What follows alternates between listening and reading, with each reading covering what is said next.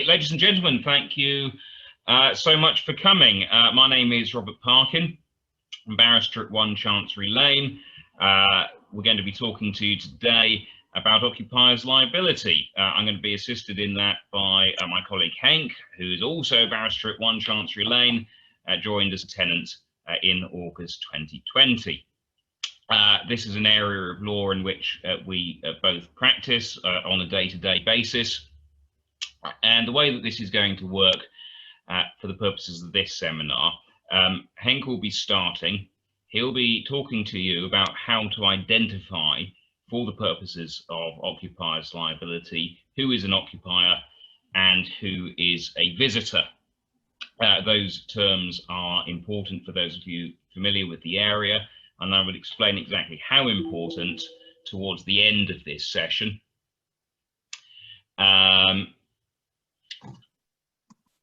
When I will explain how an occupier's duty to visitors and how an occupier's duty to certain non-visitors arises.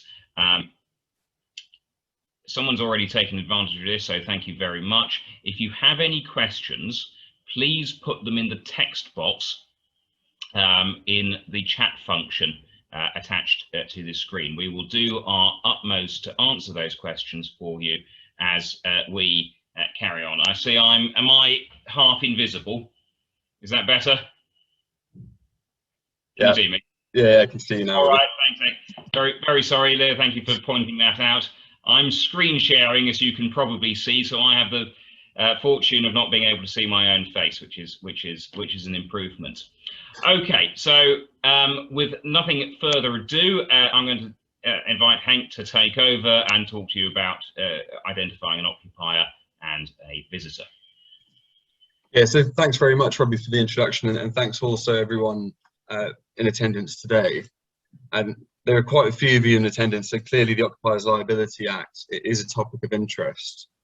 Now, as Robbie said, the topics I'm going to be addressing are the questions of who is an occupier and how to identify the occupier, and who is a visitor under the Act, the 1957 Act. Now, these questions are fact sensitive with some principles of law underlying those facts. And so I thought really the best way of illustrating how these analyses should be approached would be to discuss a few of the key cases and tease out some practical points that you can apply in your day-to-day work. So for ease of reference, I'll refer to the Occupiers Liability Act 1957 as the Act, because I'm sure a lot of you would be getting awfully sick of me saying the word OLR 1957 again and again. So if we could just go to the next slide, please, Robbie. Next slide. The next slide again there. Back one, yeah, perfect, thanks. So when bringing or defending a claim under the Act, the first question that needs to be analysed is who was the occupier of the relevant parcel of land. Now, in some cases, the answer to that question might be clear-cut. For example, in cases where a claimant is injured on land owned and occupied by a single person. However, as I'm sure most of you are aware, there are other cases where the question of occupation can be fiendishly difficult. And that might be the case where, for example, a claimant's injured in a commercial premises, where multiple different persons play a part in the management of that premises. And in those cases, it really is imperative that parties analyse at an early stage who they consider the relevant occupier was. And hopefully the talk today will go some way in assisting with that analysis. So next slide, please, Robbie. So the starting point has to be section 2 of the Act.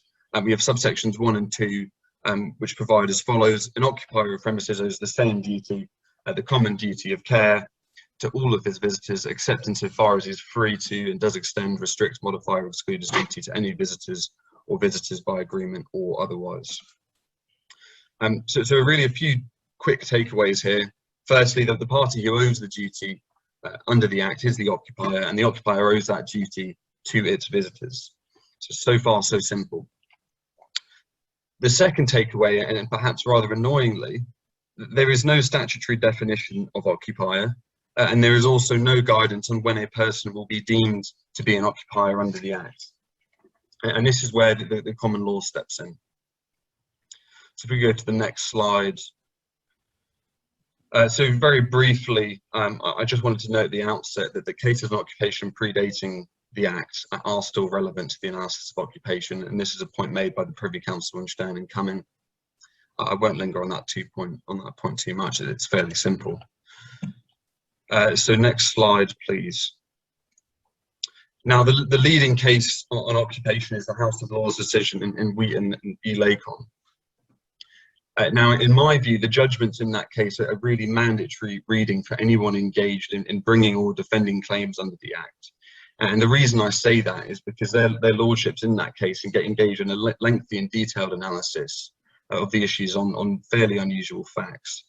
And I think it would be useful to explore this decision in a bit of detail, as I think it neatly illustrates how one should go about analysing this issue. So the facts are set out on the slide, but by way of brief summary, the defendant in Wheat was the owner of a pub. The defendant licensed the upper part of the premises to its employee, Mr. Richardson, and Mr. Richardson was permitted to take in guests for private profit in the private part of the premises. So the claimant's husband in this case was the guest of Mr. Richardson when he tragically fell and died whilst using the back staircase in the part of the premises that was used by the Richardsons. The claimant sued the defendant and the Richardsons under the Act, alleging they were the occupiers and had breached the common duty of care owed to their visitors, in this case the claimant's deceased husband. So a first instance judgment was given in favour of both the defendants and the Richardsons, and the claimants appealed solely against the finding in favour of the owners of the public house, the defendant. The Court of Appeal dismissed that appeal, and so the claimant appealed again to the House of Lords, and in short, their lordships considered that the defendant and, in obiter remarks, also the Richardsons were occupiers under the Act, but that the defendant had not breached its duty under Section 2. So next slide, please. The first key point that arises out of this judgment, particularly Lord Dennings' judgment, is the statement of principle contained at page 577. And really, this statement of principle is the touchstone of the analysis of occupation under the Act. So we see here, wherever a person has a sufficient degree of control over premises, that he ought to realise that any failure on his part to use care may result in injury to a person coming lawfully there, then he is an occupier, and the person coming lawfully there is his visitor. In order to be an occupier, it is not necessary for a person to have entire control over the premises. He need not have exclusive occupation. Suffice it that he has some degree of control. He may share the control with others. Two or more may be occupiers. Whenever this happens, each is under a duty to use care towards persons coming lawfully onto the premises, depending on his degree of control. So three fundamental points in that passage. First, we have the test that's set out. So a person will be an occupier where they have a sufficient degree of control over premises, and that he ought to realise that any failure on his part to use care may result in injury to a person coming lawfully there. Second, and this is something that Robbie will address, the content of the duty owed by the occupier will reflect the extent of occupational control. And thirdly, and this is an important point to keep in mind in practice, in my experience, there may be more than one occupier of any given premises. So, quick practical point there. Where a claimant suffered injury in a commercial premises, there will almost always be more than one potential occupier. But obviously, from the claimant's perspective, you don't want to sue every occupier. The person you want to sue is the person who could have taken the steps that you say would have avoided the accident. And really, this requires analysing the extent to which each occupier exerted control over the premises. So, next slide, please, Robbie. We have another extremely useful analysis or passage in Wheat, and this occurs at page 579. And I've summarised the four propositions that Lord Denning arrived at after analysing a number of cases on the issue of occupation. And really, although these aren't statements of law, as it were, they are really important guidelines, and one that we all should keep in mind when starting out analysing a claim under the Act. So I won't go through these individually in detail, they're all there on the slides, and I will briefly consider the first proposition because there are some practical difficulties that often arise there. So if we can go to those practical points, if we go to the next slide, please, Robbie. The one after that. The next one. Yeah, so I wanted to just take a bit of time to look at the difficulties that arise out of Lord Dennings' first proposition. So after analysing the law, he says where a landlord lets premises by demise to a tenant, he will generally be regarded as having parted with all control over them, even where he has undertaken to repair the structure.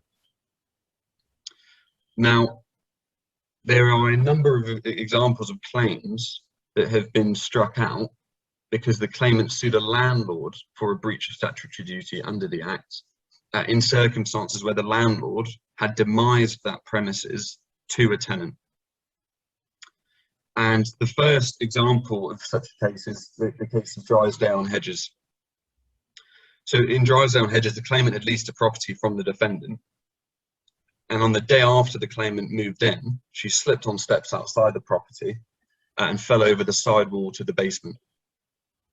Importantly, the steps were part of the premises that were demised to the claimant under the terms of the lease. The claimant alleged that the steps were dangerously slippery as a result of the defendant painting the steps previously. And on the issue of occupation, counsel for the claimant submitted that the defendant was an occupier of the steps, and that although the steps were part of the premises demised to the claimant, it was unreal to suggest that she was the sole occupier. She could not take control of the steps in any meaningful way. And the reason being that under the lease, the claimant could not carry out any decoration to the premises without prior consent. Now, John Williams QC, sitting as a Deputy High Court judge, disagreed, and he considered that actually the Occupiers Liability Act did not apply.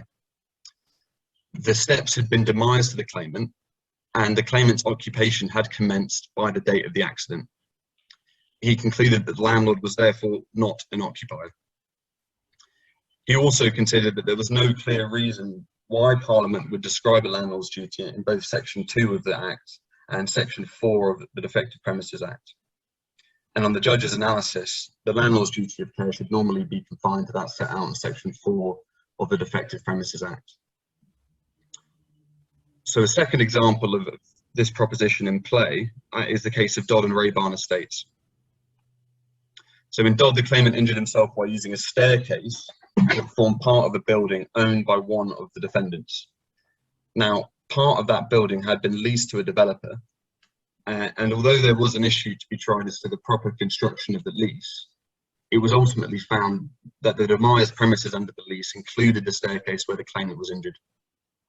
And so His Honour Judge Parks QC, sitting as a judge of the High Court, found that the owner was not an occupier of the staircase, as that part of the premises had been demised to another party. And so summary judgment in respect of that aspect of the claim was upheld. So the reason I'm just discussing these cases is because both really make the point that when contemplating a claim against a freehold owner of a building under the Act, there has to be a thorough investigation into whether parts of that building had been let to other parties. And the reason for that is because if a claim is brought against a landlord under the Act, and the landlord, it turns out, has demised the part of the premises where the accident occurred, it seems extremely unlikely the landlord will be deemed an occupier. So those are the points I wanted to make there. Now, if we could go to the next slide, please, Robbie. So there are also a number of cases where non-owners or non-lessees of a parcel of land have been found to be occupiers under the Act. And I think these cases really make the point that actually the analysis of occupation is inherently fact sensitive.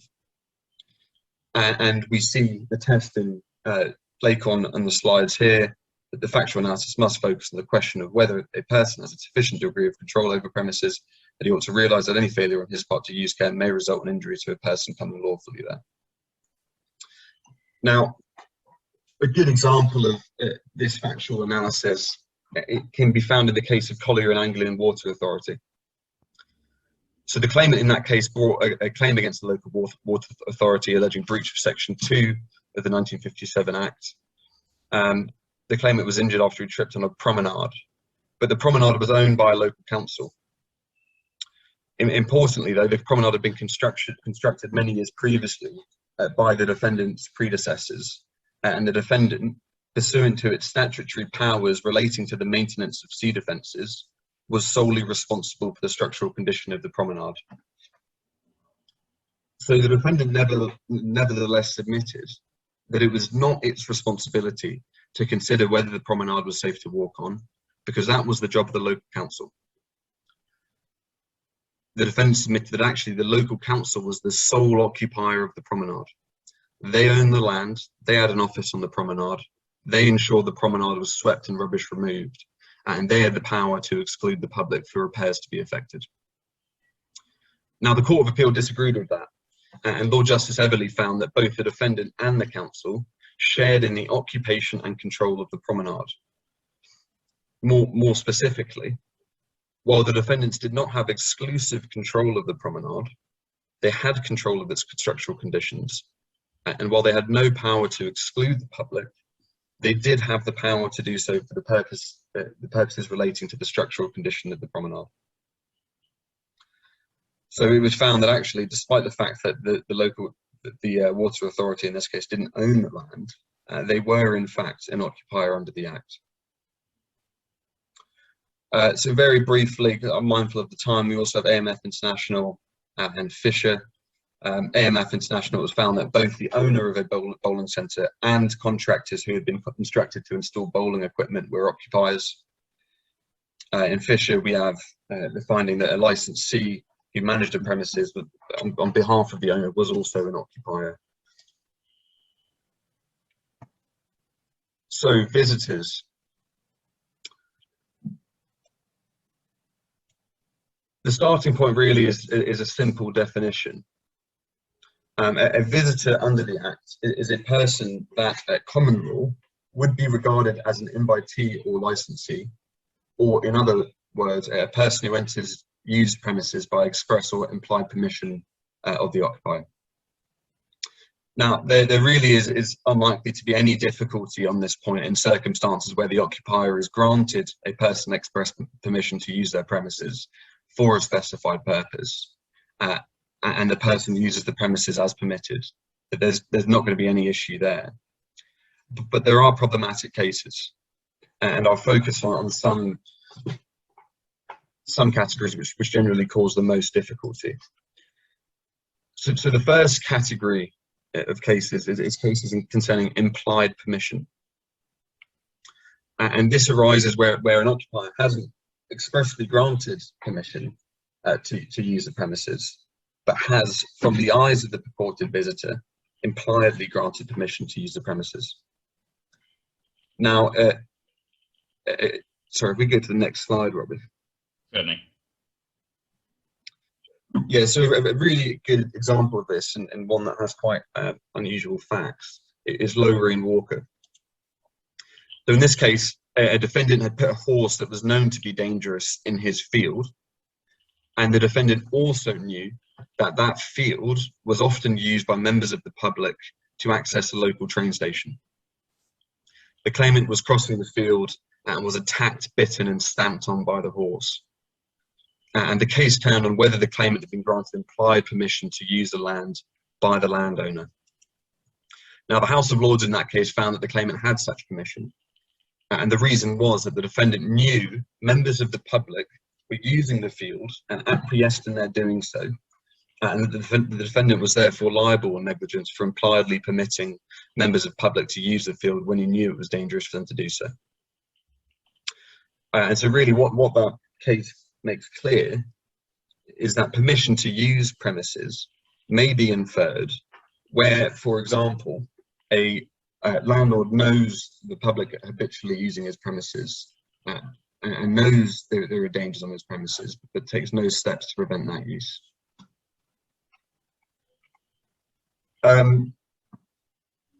So another useful case is Edwards and Railway Executive. And so really what this case involved, basically a young boy aged 9 years old was injured after he entered a railway line owned by the defendant.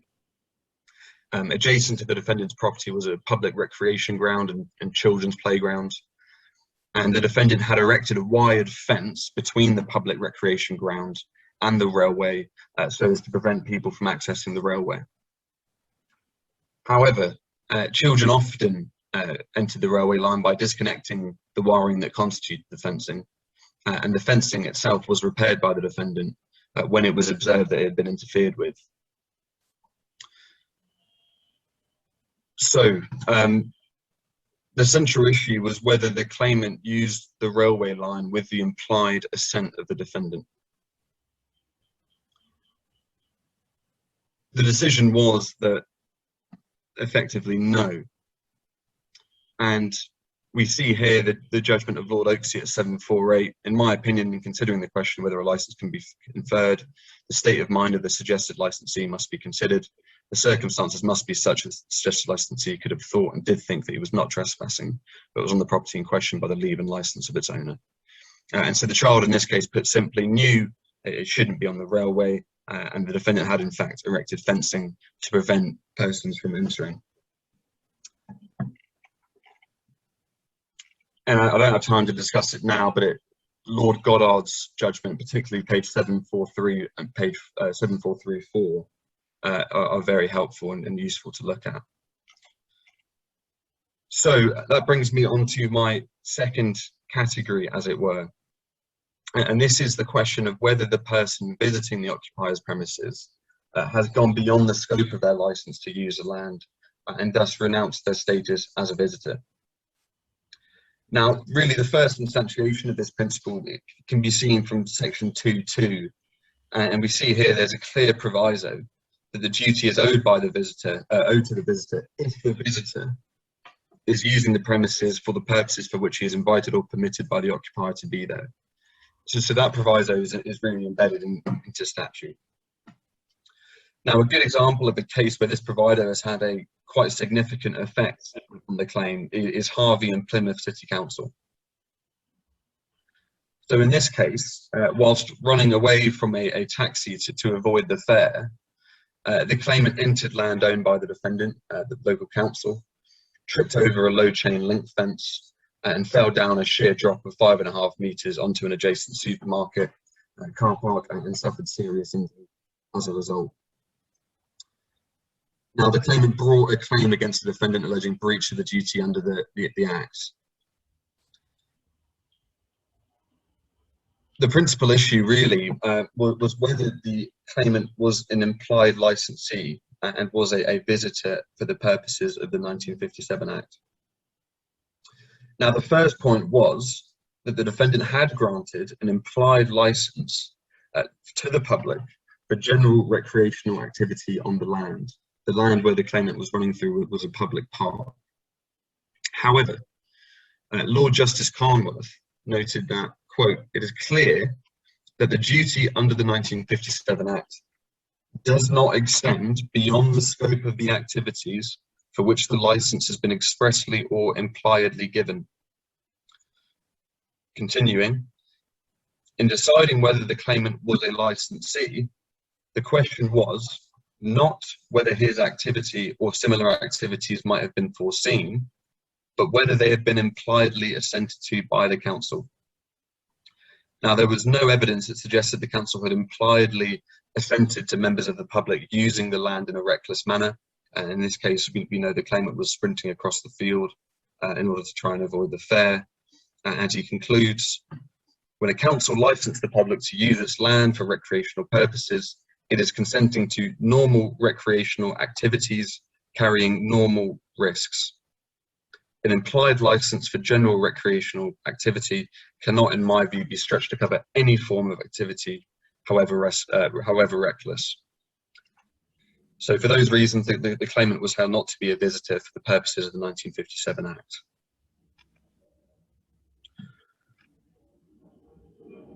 So my final point before I hand over to Robbie has to do with public rights of way and whether a person using a public right of way is a visitor of the subsoil within the meaning of the 1957 Act. Now, really, the leading case on this is, if you go to the next slide, please, Robbie. Sorry. Yeah, there you go. So really, the leading case on this is the case of Greenhogan and British Railways Board. So in this case, the claimant was walking over an old railway bridge in Lancashire and was injured after she tripped over a pothole. The defendant had a statutory duty to maintain the condition of the bridge. Now, the claim was brought on the basis that, inter alia, the claimant was a visitor under the Act and that the defendant, as occupier of the bridge, had breached its duty under Section 2.2. Now, the House of Lords found that actually the claimant wasn't a visitor, and Lord Dennings really makes the key point at page 292, 293. So we see here, a person is a visitor if at common law he would be regarded as an invitee or a licensee, or be treated as such as, for instance, a person lawfully using premises provided for the use of the public, e.g. a public park, etc. But a visitor does not include a person who crosses land in pursuance of a public or private right of way. Such a person was never regarded as an invitee or licensee or treated as such. So the key point there is that a person using a public right of way is not an invitee, they're not a licensee, and therefore they're not a visitor under the 1957 Act. So I'll speed through this last issue, which has to do with Section 2.6.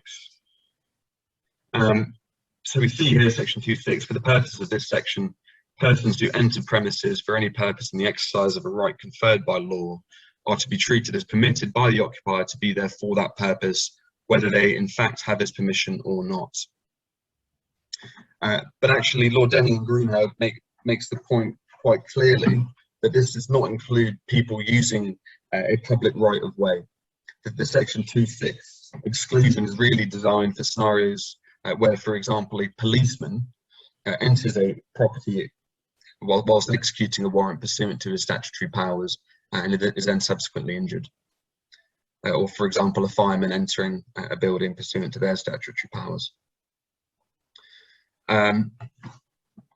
So the relevant section is there.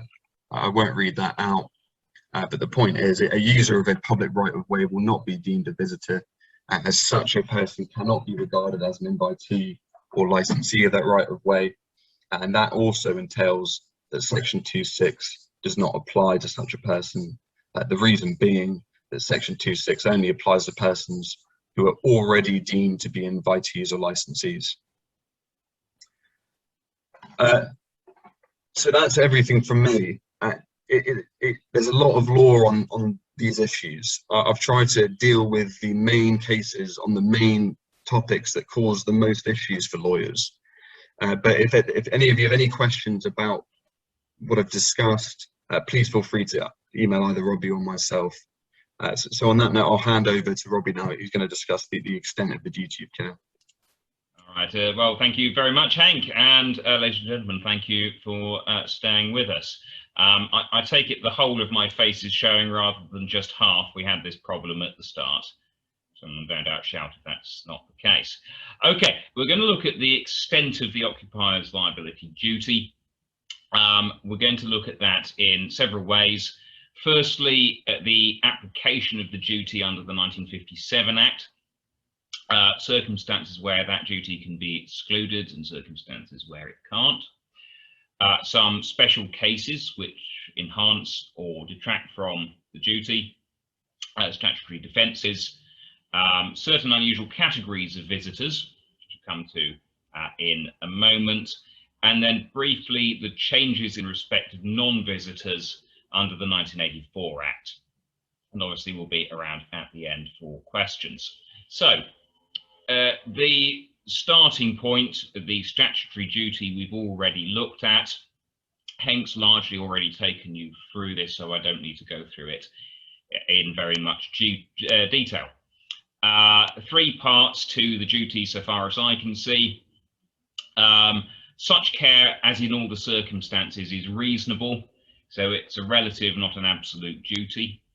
To see that the visitor is reasonably safe,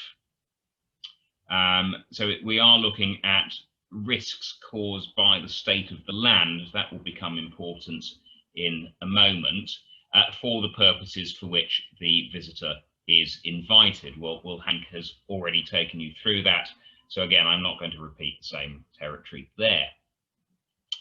Geary and Wetherspoons, in my view, probably the case to be familiar with in respect of the extent and limitations of the duty. The claimant had been drinking at a Wetherspoons pub. She attempted to slide down an ornamental banister, but fell off and suffered a spinal fracture resulting in tetraplegia. The management of the pub had foreseen the risk that drinkers might do this. It had been flagged up by their health and safety management company, and there had been previous incidents, but the management took no steps to prevent this, or for example to erect a safety rail or something along those lines. Well, that sounds like it might be breach of the duty. No steps taken to prevent a foreseeable accident, but that's not the case. This is for 3 reasons, set out in 3 consecutive paragraphs. Geary. It must be remembered, this is paragraph 59, that this case was about the potential liability of the occupier. There was nothing unsafe about the premises and no danger attributable to the structure. So there could be no liability under the 1957 or 1984 Acts, and so no liability at common law. Well, 2 points there. Firstly, the danger must not relate to acts undertaken on the property. It must relate to the property itself and the condition of the land itself. Secondly, the statutory duty is coterminous with the extent of liability at common law. So you're not going to be able to get around that sort of problem by arguing some sort of broader common law duty of duty of care. In answer to a question we had remotely before this seminar, an employer who'd provided defective footwear at work, could that be caught within the Occupiers Liability Act? Squarely no. It's not in those circumstances anything to do with the premises itself. It's to do with activities carried out on the premises. So bear that in mind. There is a way around it, paragraph 60. This was not a case, such as Oren in corporate leisure, in which the defendant was taking responsibility by organising activities which ran the risk of causing injury. So assumption of liability, assumption of responsibility might potentially extend a duty that would not otherwise exist. So had the defendant in Geary been organising banister sliding competitions, there may well have been an assumption of responsibility. But in the circumstances of this case, there was no such assumption. Well, but what about this foreseeability point? Surely that must have given rise to duty or to breach of duty. Well, no, says the High Court. The fact that the risk to the claimant was not only foreseeable but foreseen, it's trite law that the mere fact that there is a foreseeable and indeed foreseen risk of injury does not in and of itself create a duty of care, particularly in circumstances where that duty is to prevent the claimant from injuring themselves foolishly. Well, again, those 2 themes permeate the case law. Firstly, foreseeability it is merely a factor. It's not a determinative factor in creating duty. and insofar as there is any duty to prevent a claimant from foolishly injuring themselves, it is much limited by case law, and we'll see examples of that time and time again as we proceed through these examples. But if you're looking at a case where duty is denied in pre-action correspondence, or if you're looking to consider a denial of liability, have a look at Geary and Wetherspoons. It really tells you everything you need to know about preliminary issues concerning duty. Okay. Exclusion of liability, an option under Section 2(1) of the Occupiers Liability Act, 1957. An occupier of premises owes the same duty, the common duty of care, to all his visitors, except insofar as he is free to and does extend, restrict, modify, or exclude his duty to any visitor or visitors by agreement or otherwise. Contractual terms, in other words. A sign saying, if you enter these premises, you will be complying with these terms and conditions. A notice you're given before you buy your ticket, something on the website excluding liability. It's an option in principle. For a successful example, there's a case called White and Blackmore. Again, a case with some rather extraordinary facts. A man thrown like a stone from a catapult by some negligently laid out ropes around a racetrack. But look at the year. It's an authority from 1972.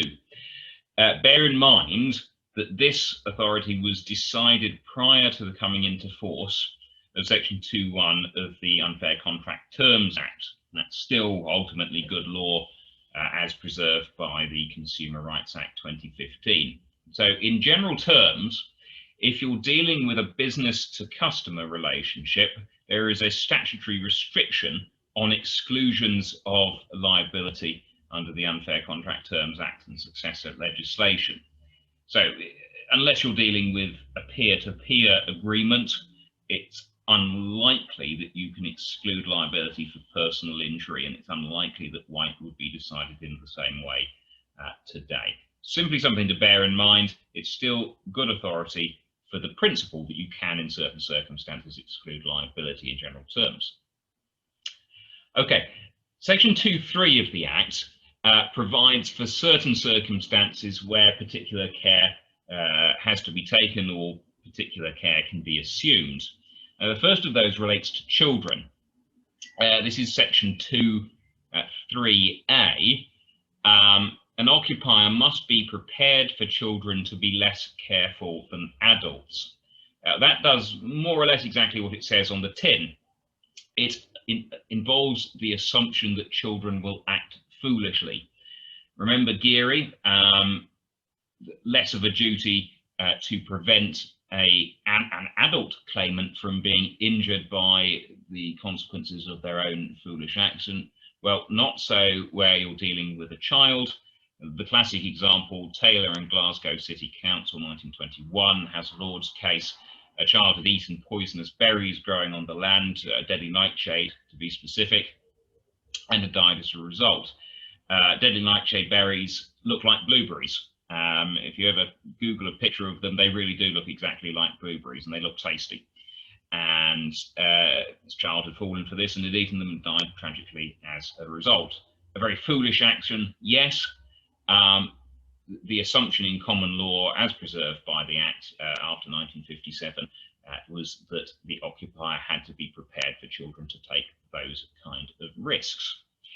But that is the only aspect of the claim, of the action, which it gets you out of trouble for. Even if you assume foolhardiness on the part of the child, it's still a claim which relates to the condition of the land, not things kept on the land. Jolly and Sutton Borough Council, child tampered with a derelict boat and was crushed as a result. No liability found. It was not a feature or condition of the land which had caused the injury. It was an object kept on the land. What's the difference with Taylor and Glasgow City Council? The berries were growing on the land. They weren't simply kept there. Okay. The second part, 2.3b, skilled visitors. The occupier is entitled to assume competence on the part of skilled visitors. Okay, he's entitled to assume that professionals will appreciate the existence of ordinary risks and guard against it. So that's quite straightforward to understand. Rolls and Nathan, halfway down the page there. No liability to a chimney sweep who exposes themselves to carbon monoxide when he knew or should have known better. But there was liability to a fireman by an occupier putting out a fire on land who was injured despite taking all reasonable precautions to prevent that injury. All right. Did the state of the land injure the professional, notwithstanding the fact that they took all precautions to prevent it, all reasonable precautions to prevent it? Very fact sensitive, possibly very expert evidence sensitive, but fundamentally not a complicated position of law. Defences. There are two statutory defences under the Occupiers Liability Act. The first of these is the use of warning signs. And there's actually two aspects to that. This is section 2.4a, where the damage is caused to a visitor by a danger of which he's been warned by the occupier. The warning is not to be treated without more as absolving the occupier from liability unless in all the circumstances it was enough to enable the visitor to be reasonably safe. Okay, there's a lot to unpackage there. The warning in most circumstances must be enough to enable the visitor to be reasonably safe. In almost every case, that's what cases relating to warning signs consider. But that does leave a residual second category of warnings which are not sufficient to enable the visitor to be reasonably safe, but which are capable, with more, of absolving the occupier from liability. Okay, so bear in mind that there's quite a wide range of possibilities here, and it's not necessarily quite determinative to say that the sign or warnings given was not sufficient to enable the visitor to be reasonably safe. That it can be overcome by other factors. However, let's look at some of the case law. A warning sign need only be in place to keep the visitor reasonably safe. So what that means, for example, in practice, is that a sufficiently obvious risk will not require a warning sign. Okay, example in English Heritage and Taylor, you've got a historic castle. There is a steep slope leading down from a footpath. Now that was an obvious risk, and the claimant took his own risk. We'll come to the defence in that regard in a moment, in respect of walking down that obviously risky slope. There was, however, a hidden sharp drop immediately behind this slope, which was not obvious. And what the Court of Appeal found was that the slope did not require a warning sign because it was obvious, but that the sharp drop which it concealed was not, and so did. So bear that in mind. How obvious a risk is a very significant feature of claims of this kind. And the other factor to take into account is that what is reasonable is subjective. So again, this deals with a historic beauty spot. Tomlinson and Congleton Borough Council, there was a reluctance to have garish warning signs placed all over this beauty spot, obstructing the view, obstructing the amenity of that location. That was a factor which could reasonably be taken into consideration. That subjective preference was reasonable in and of itself. So bear that in mind. This is all a question of fact and degree, and it's highly subjective, but hopefully there's some indication of the sort of the sort of features that you might want to take into consideration. Okay, the second statutory defence, skilled contractors. An occupier can outsource the management of risk to a sufficiently skilled contractor, provided that they take steps to reassure themselves that the contractor is competent and the work had been properly done. Two examples. Ferguson and Walsh, it was reasonable to assume that a professional demolition company was competent unless there was good reason to think otherwise. So, for example, if that demolition company had a poor safety record and the landlord or the occupier rather knew about that, in those circumstances, that assumption might not be reasonable. In other circumstances, it might be. There is an exception to that in a sufficiently extreme case. Gwilliam and West Hertfordshire Hospital was an example of assumption of duty. It was an activity not far removed, frankly, from banister racing at the Wetherspoons. The claimant injured using a negligently installed splat wall. Quite remarkable bit of case law, really. That's a wall made from Velcro to which people stick themselves. You jump on a trampoline and try and stick yourselves to some Velcro. Inherently dangerous, invited by the occupier. The occupier had assumed responsibility and had, in those circumstances, to check that the operators were insured, and they hadn't done. So in those circumstances, it was found that the Section 2(4)(b) defence did not apply, and that the occupier was liable in that they hadn't taken sufficient steps to check the competence or the proper performance of the duty by the operator of the splat wall. Okay, so bear that in mind. That is, I think, an unusual case because I think of the unusual facts. And it seems to me closely overlapping with the assumption of responsibility by the defendants. Third and last statutory defence, Valencia. There is no liability to an occupier or on the part of an occupier to a visitor who knowingly and willingly accepts risks. Okay, so no claim by a person who freely agrees, expressly or by conduct, to accept risk, knowing the full nature and extent of that risk, and is injured as a result. So Titchener and British Railway Board, yet another railway case similar to the examples given to you by Henk earlier. No liability to teenagers using a broken fence to cross a railway line, knowing full well the dangers of walking on the track, but doing so anyway. Potential for a partial defence as well, of course. Contributory negligence, we saw that in English Heritage and Taylor, walking down a slope with your own risk, falling over the sharp precipice. That there was contributory negligence found there.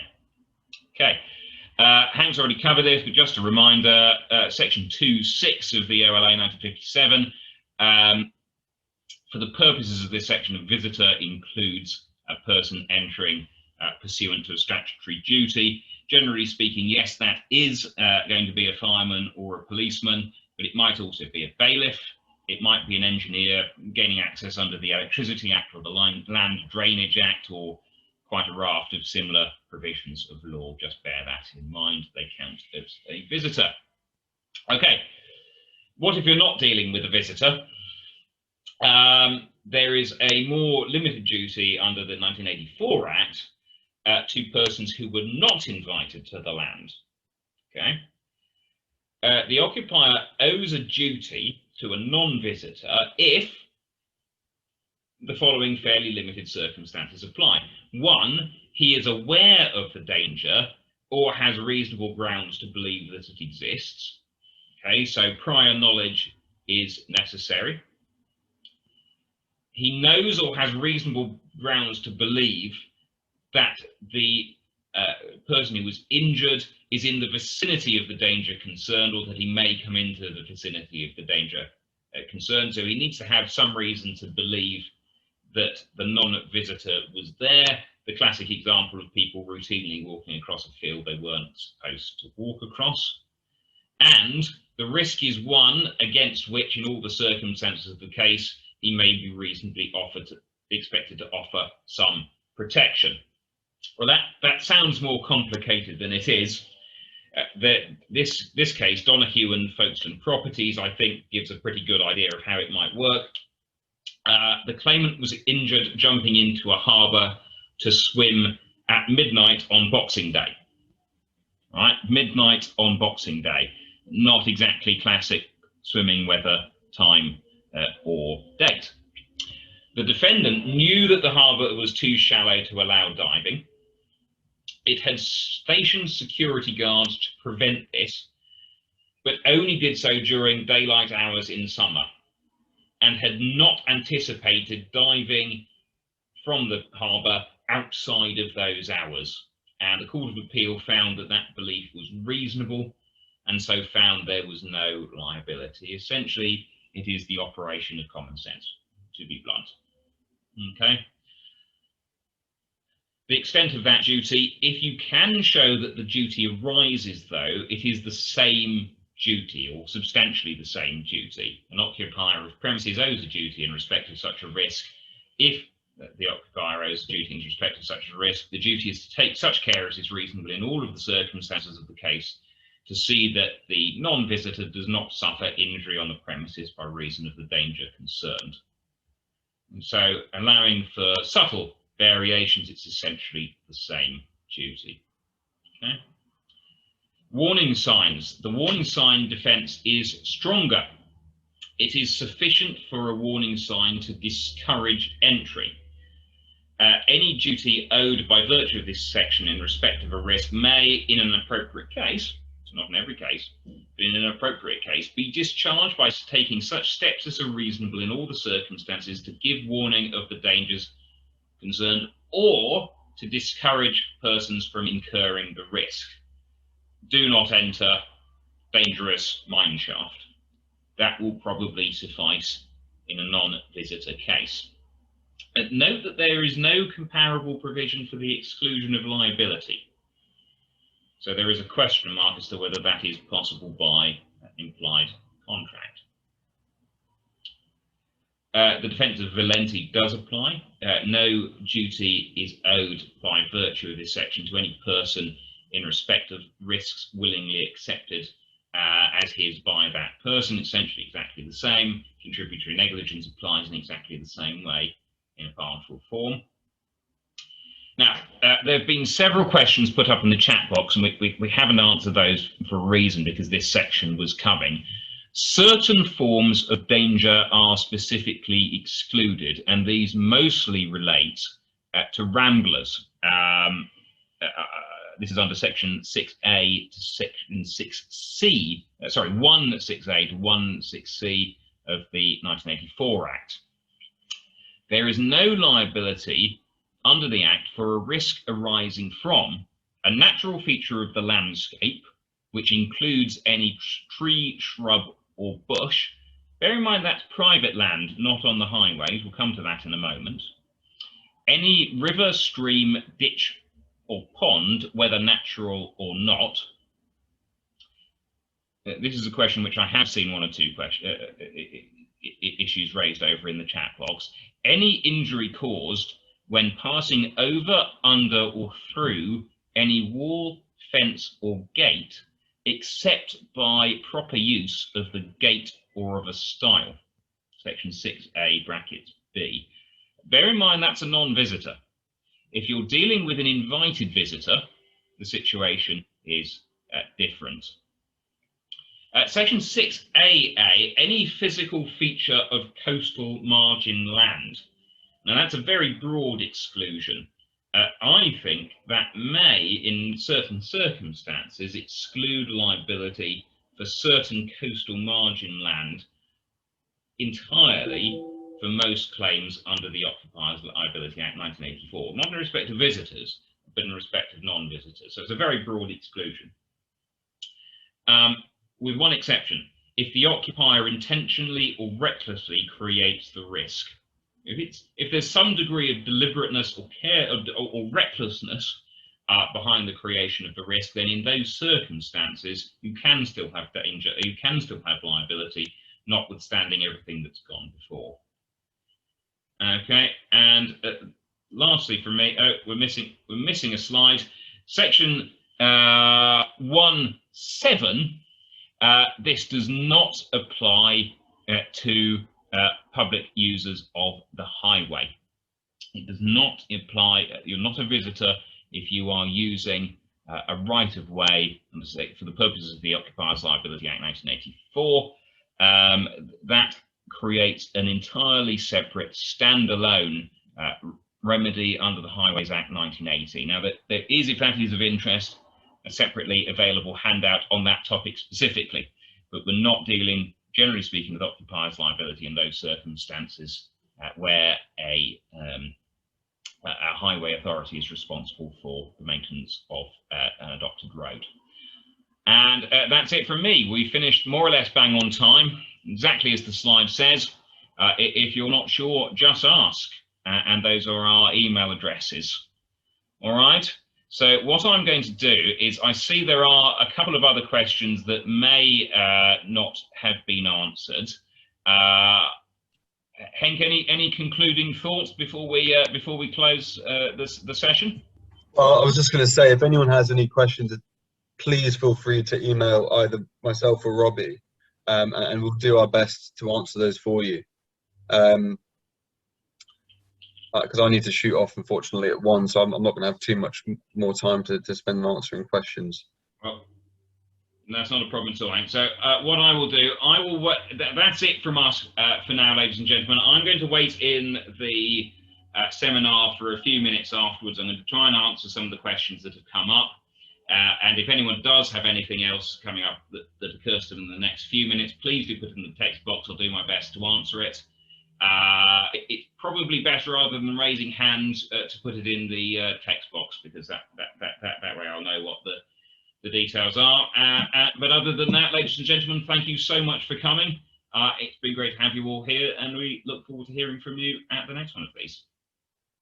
All right, thank you very much.